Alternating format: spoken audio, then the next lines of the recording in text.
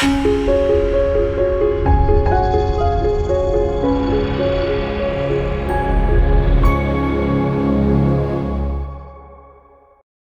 6 of my teaching on Jesus, and my subtitle is Ignored.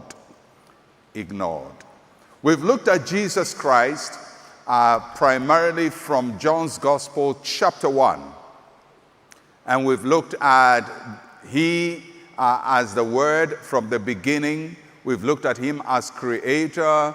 We have looked at him in many ways as a light and life and all of that. And we're getting very close to the incarnation, the Word becoming flesh, and the consequences of it. But today we look at Jesus Christ ignored. John's Gospel, chapter 1, verses 9 to 11. John chapter 1, verses 9 to 11. That was the true light, which gives light to every man coming into the world. He was in the world, and the world was made through him, and the world did not know him. He came to his own, and his own did not receive him. So, Jesus the Word, Jesus the light, comes into the world. And if you look at the 3 verses we read, the prominent word we see there is the word world. He came to the world, he was in the world did not know him. World. That word is from the Greek cosmos.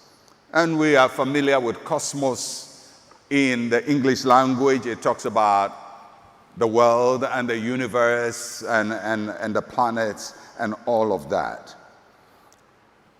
And that word is used many times in the Gospel of John.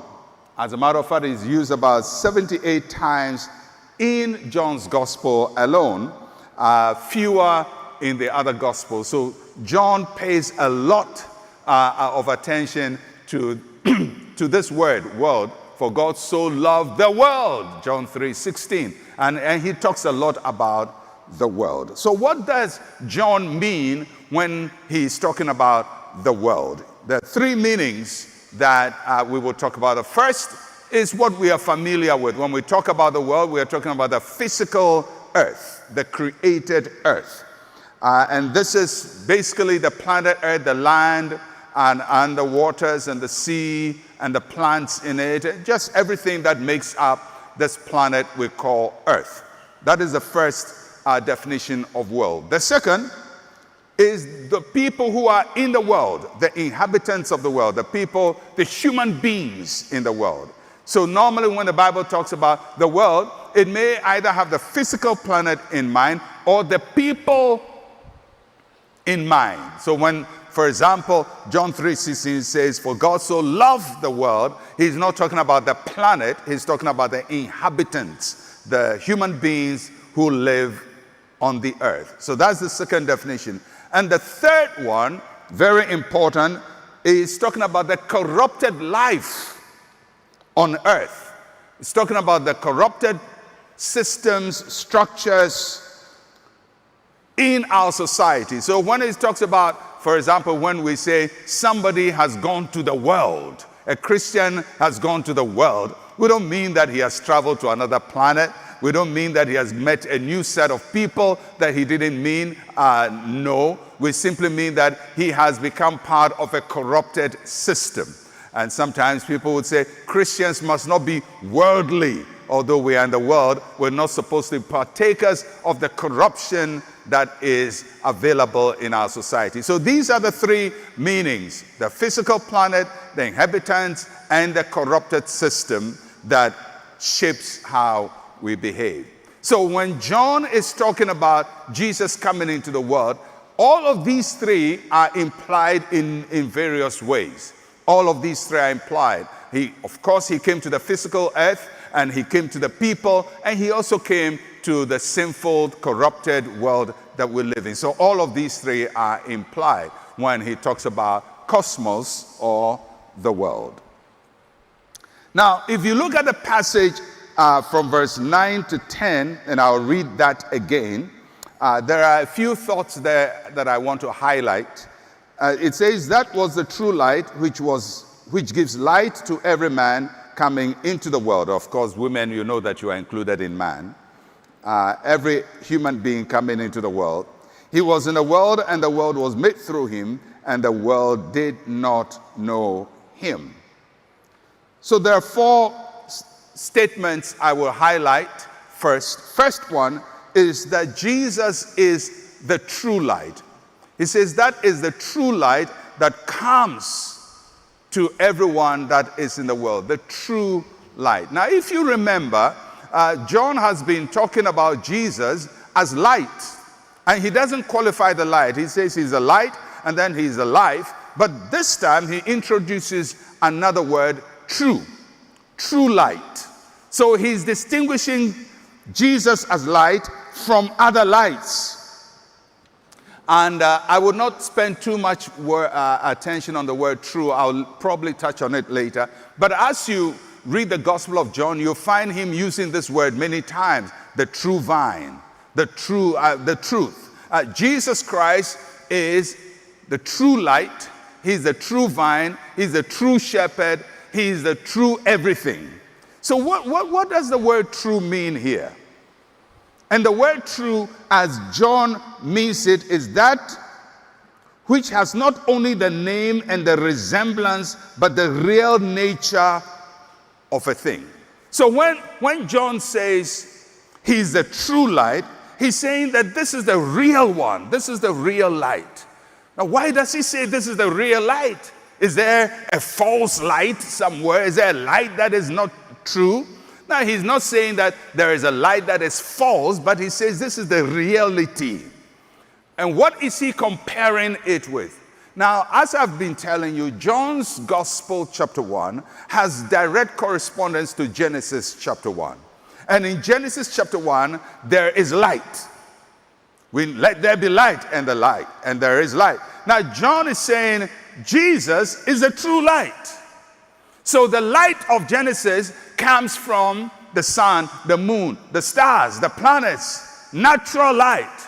But John is saying the real light is not from the sun, the moon, or the stars. The real light comes from Jesus Christ. That is why he calls him the true light. Because Jesus comes to manifest true light to us, not from a natural source, but from God himself. He is the true light. That's the first statement we would see there. The second statement that we see from John is that Jesus created the earth and its inhabitants. That is not a new thought because John has already said that in the beginning, that all things were made through him. Without him, nothing was made that was made. But he repeats that statement that Jesus created the inhabitants of the world.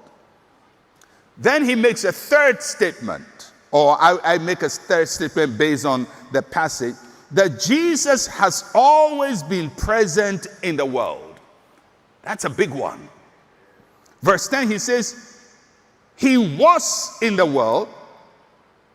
He was in the world, and the world did not know him. Now that word was is not a past tense. It doesn't mean that there was a time he was and there's a time he is not. That word was, we have encountered it before. It means that which is. He was in the world. Now what is John saying when he says Jesus was in the world? John is saying before Jesus was born, he was already in the world. He created the world.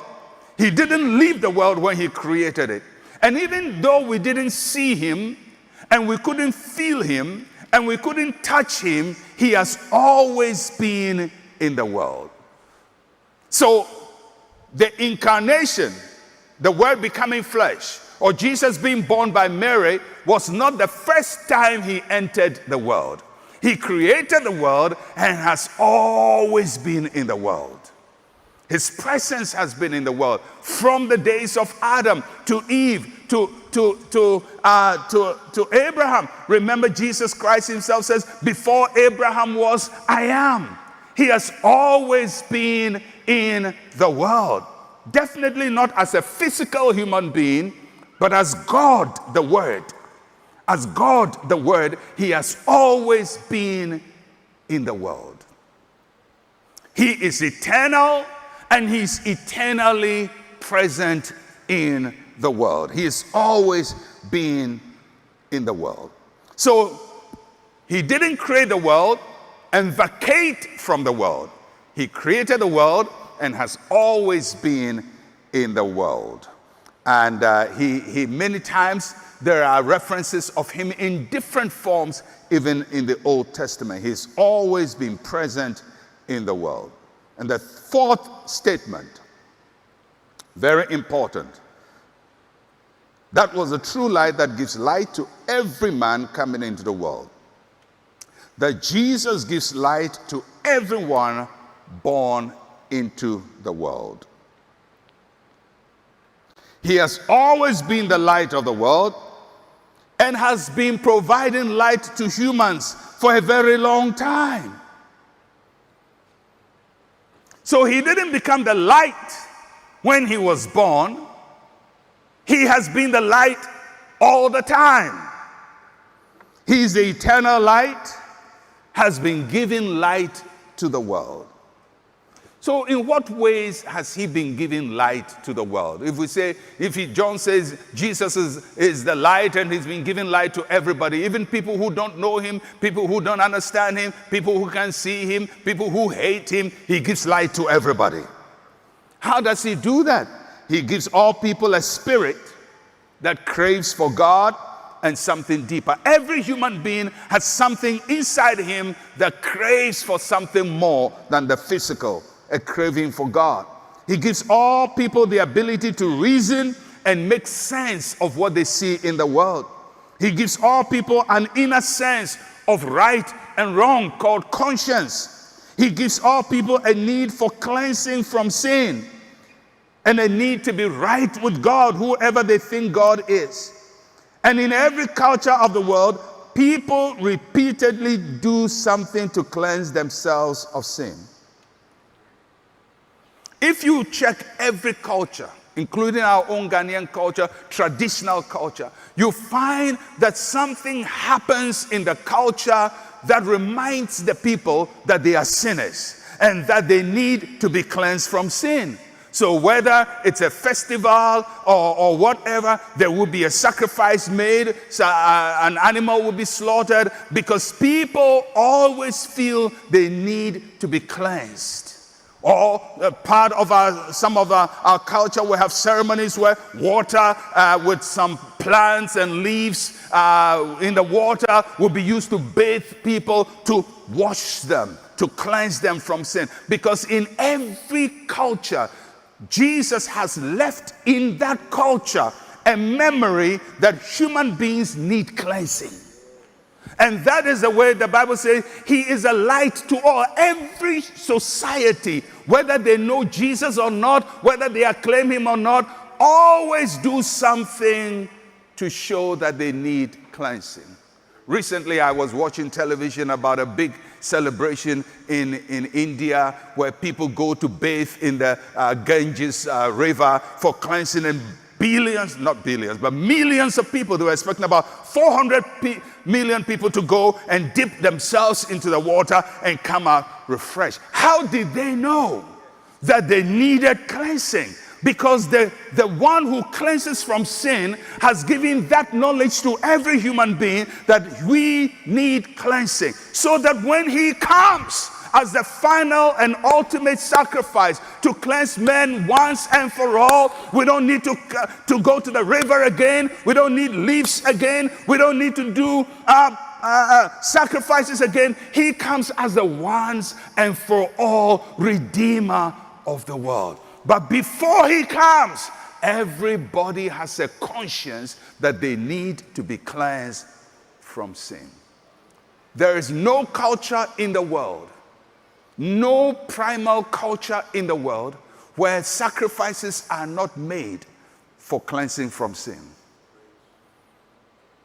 It is everywhere. It is in every society. How do human beings feel that? How did we come to that conclusion? Well, John is telling us he is the light that gives light to every man who comes into the world. Every human being has a need of Jesus, even if they don't know they have a need for him. Every culture has a need for Jesus, even if they reject him. Because within the culture, there is something people do to remind themselves that they are not right. And they are not right with God. And they need to be right with God. But one way or the other, they have to make appeasements. They have to do something to make them right with God. He is the light that lights everyone who comes into this world. He has given every human being conscience so that they are aware of wrong and they are aware of sin. Human beings actually don't need physical laws to know what sin is. They know what sin is. Even animals sometimes have a sense of sin. If your dog eats your shoe, and you come around, you see the dog starts acting funny. He has no boldness, he's not jumping around, he's not excited because he knows he has eaten up the shoe or torn up the cushion or done something bad. Because somehow there is an awareness of sin, even in animals. How much more human beings? That's why you cannot say, I didn't know it was wrong. You knew it was wrong. You knew. No human being can say, this one I didn't even know it was wrong. Oh, you knew it was wrong. We know it. Why? Because he gives light to everyone who comes into this world. John is telling us the reason why we can tell something is dark and something is light is because the true light is shining. And because the true light is shining, we can contrast him with everything that is not the true light. Our consciousness of inadequacy, of sin, comes from the fact that there is a true light that judges between light and darkness. Jesus gives light to everyone born into this world. Now, how do we respond to that? He gives light to us, but we have to respond. We have to do something with the light he gives. So he gives us two main responses, one from the world and one from the Jews. He says he is the true light that shines to everyone that comes into this world. And then he says, and the world did not know him. The light giver comes, and the world did not know him. That word did not know simply means couldn't recognize him. They couldn't recognize him. They ignored him because they couldn't recognize him. Although in their culture he is present, they couldn't recognize him when he came physically. And because they couldn't recognize him, they could not respond to him. The world did not know him. The thing they've been waiting for came. They couldn't make sense of it. They've sacrificed goats for so long that when the true lamb comes, they still like the goat. When the sacrifice has already been made, they still want to do it over and over and over and over again. The world did not recognize him. But he is the true light that shines on everyone who comes into this world. The world did not recognize him. And then the passage shits from the world and goes to the Jews. They're supposed to know better. And the passage says, he came to his own. He came to his own. Who are the people that John calls his own? And in what sense are they his own? Are they his own and others are not his own in the sense that others don't belong to him? No, he's using his own in a very special sense. First, it means the people of the covenant, the people that God had a covenant with, the Abrahamic covenant and the old covenant on Mount Sinai, the people of the covenant. He came to the people he has a covenant with, and his own, the people of the promises. These are the people to whom the prophets have spoken directly about the coming Messiah. So if the world couldn't recognize him, at least the people of the covenant and the people of the promises, they knew where the Messiah was going to be born. They knew what town he would be born in. They knew he would be born of a virgin. They knew all of that. He came to his own. They are the people that God has made promises to. So if anything, if the world doesn't know, you can say, well, the world only has a kind of light about the coming Redeemer, but they didn't have too much information. But to his own, the Jews, they had the covenant and they have the promise. And look at how John describes it, their response. And he says, and his own did not receive him. Now, if you look at it, the attitude of the world is described differently from the attitude of the Jews. He came to the world did not know him. He came to his own did not receive him. Two different responses. One couldn't recognize, the other couldn't receive. Now, why didn't John says, and his own didn't know him? Because that was not their problem. They knew. They knew the prophets. They knew the covenant. They knew the promises. They knew. But they couldn't receive. The world, they didn't know.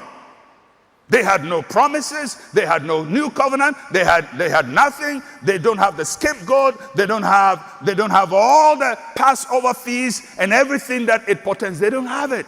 So they couldn't know him. He was packaged in a way they couldn't know. But for these people, John never said they didn't know. He says they didn't receive. That means they jumped the hurdle of knowing, but had another hurdle of receiving, and they stumbled on that. And that's a very big lesson. It's possible to know Jesus and not receive him.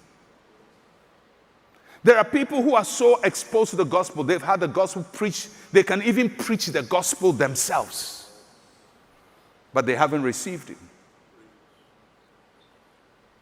Knowing him, receiving him are not one and the same.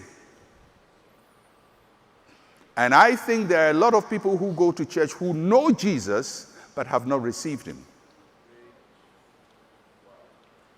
And there are a lot of people who are pastors who know Jesus but have not received him.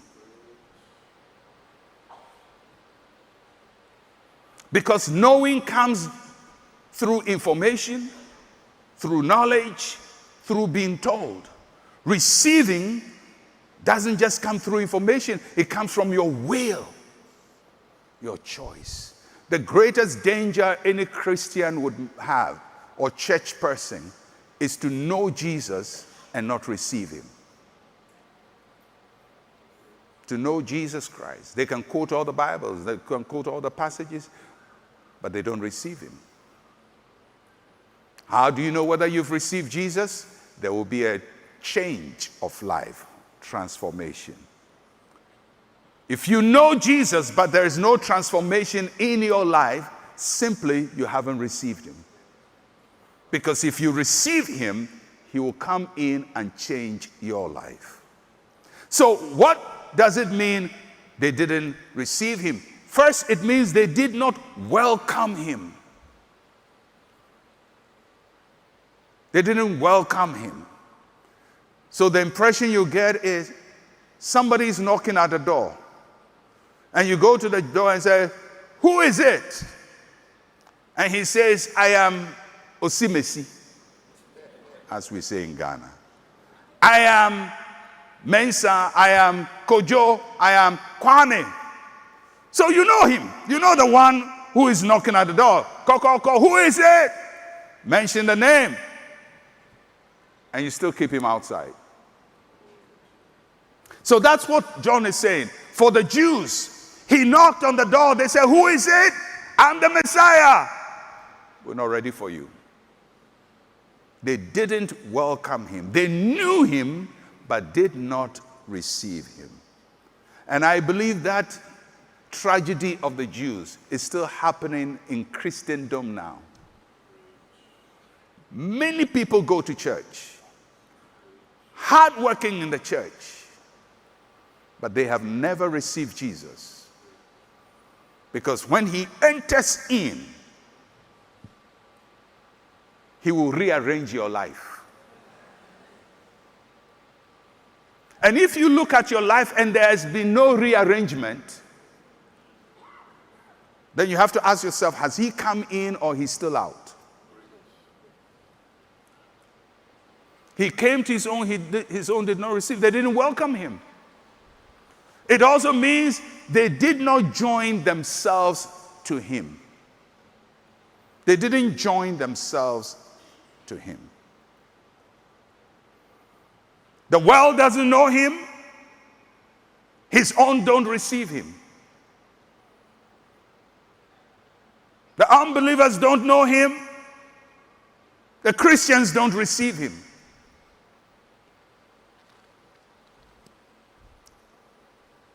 One of the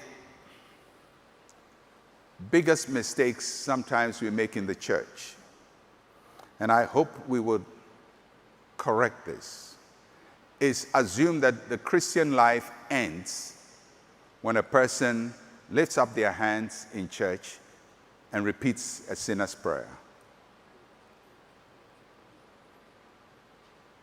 It's good to lift up your hands and pray a prayer to receive Jesus. But the Christian life doesn't begin and end with that. Because many times people lift up their hands and pray a prayer without receiving Jesus.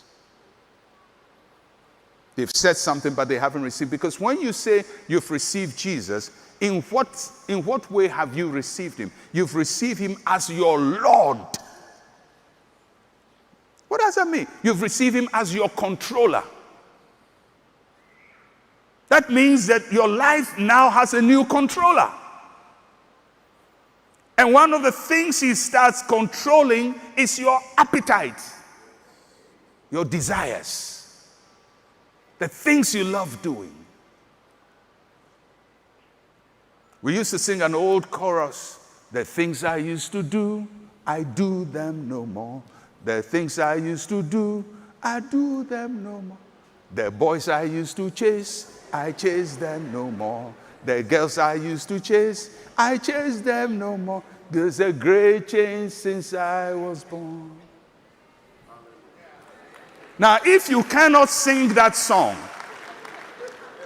and say, "The things I used to do, I do them no more," but your whole Christian life you are in church, but the things I used to do, I still do them now. The things I used to do, I still do them now. Then, who is your Lord? Because if you received him and he came to sup with you and sit at table with you, you don't instruct him how to eat at the table. He now teaches you how to eat at your table. Your life becomes his life. Your home becomes his home. Your table becomes his table. Your marriage becomes his. Your business becomes his. Your everything you have becomes his. And then he starts rearranging your life. Doesn't mean all of a sudden you'll be perfect, but you start on a journey of transformation.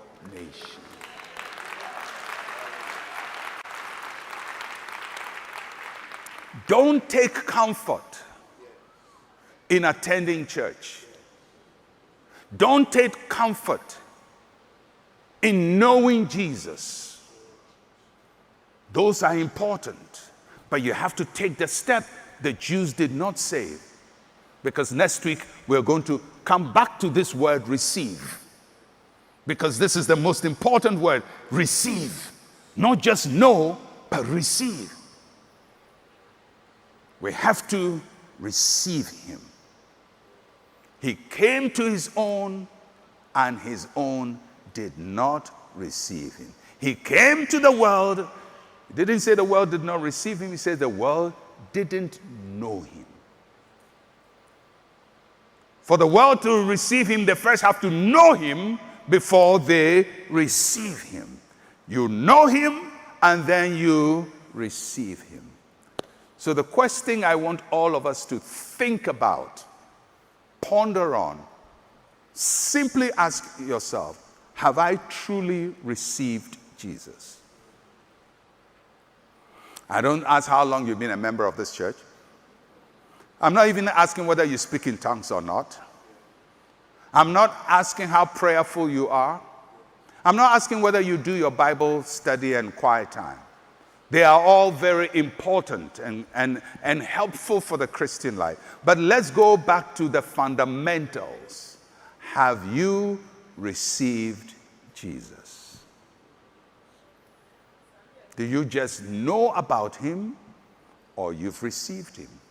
And if you've received him, what is the receipt?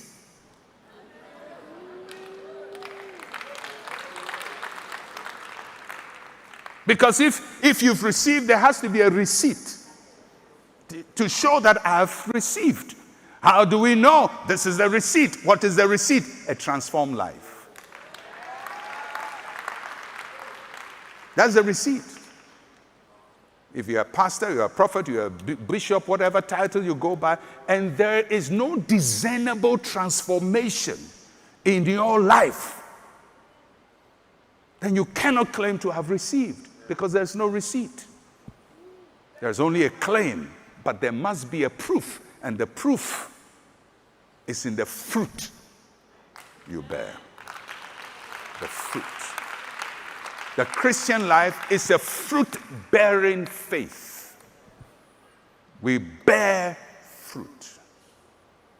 You're still fornicating, you're still adultering, you're still doing all the things you do, you're still gossiping, still full of hatred, still full of envy. You're just destroying, full of gossip.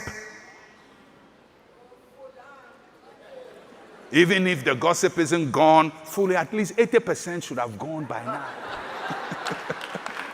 You should see a real transformation. It may not be 100%, but I don't gossip by heart. You know, there should be a remarkable transformation progressively, leading to a fullness of Christ in our lives. Have you received him? Do you know him, and have you received him? And if you've received him, there must be a receipt. There must be proof. Let's pray.